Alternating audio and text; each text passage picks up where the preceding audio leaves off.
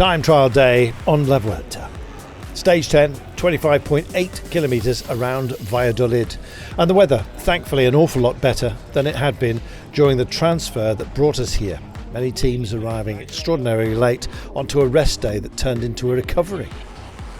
Well, scoping the course was Sepp Kuss, Remco Evenepoel as world time trial champion, starting off perhaps as the day's favourite.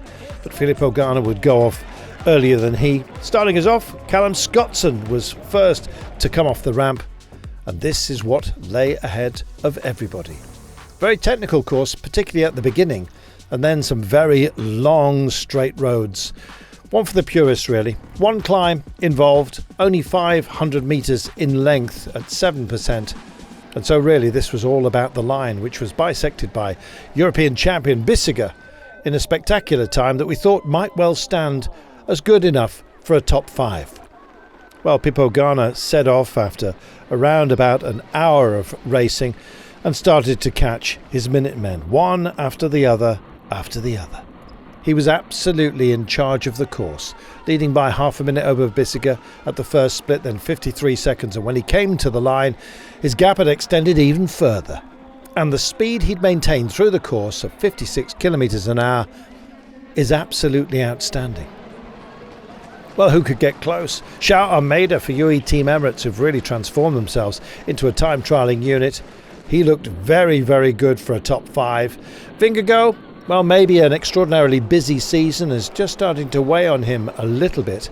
The Great Dane coming in over a minute and 18 down. 7th place at that point, a shake of the head from him and a shake of a stick perhaps from Roglic. He knew he needed to go extremely strongly, and in fact he was totally committed through some of the corners. This downhill he had to check and double check himself time and time again to avoid the padding, but he did come home, and this looked very good indeed.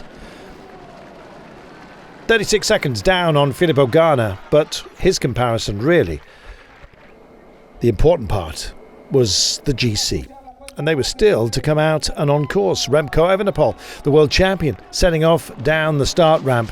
Ganna had been in the hot seat for what seemed like hours, but this was to come down to seconds. That was important. Evenepoel versus Ganna at the intermediate checks.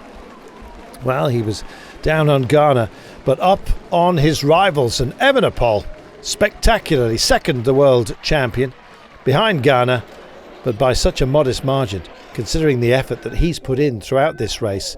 Ganna, well, he's had more of a free hand and was able to dedicate himself to today.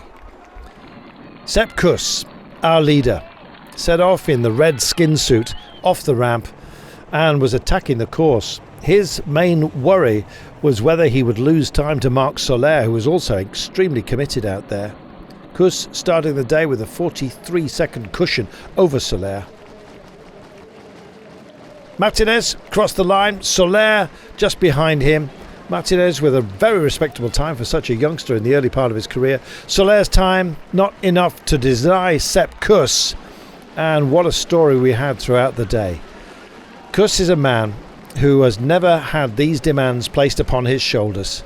Well, he stays in the lead of this race, yes, by a reduced margin, but nobody thought that he would be at the head of the race at this point. On top of the pile, Filippo Ganna, absolutely brilliant, genius at work, taking the day by 16 seconds ahead of Evenepoel. Roglic 36 seconds, Shout Almeida 50, Vlasov on 52, Ayuso there behind Catania, and Sepp Kuss, time trial of his life, stays in the lead of the race overall. Remco Evenepoel can feel pleased with the way the day went, but his high expectations, well, he may be a little disappointed. He does take over, however, the young riders leaders classification. Kuss leading Soler overall by 26 seconds. Remco Evenepoel a minute and 9 down. Champion in waiting? Well, let's wait and see. We climb straight away at Laguna Negra tomorrow. Bit of a hockey stick kind of stage. The big kicker at the very last. Evenepoel will be in the frame. Roglic will be after him. Sepp Kuss still leads. How will it pan out? Nobody knows. That's what makes this race so special.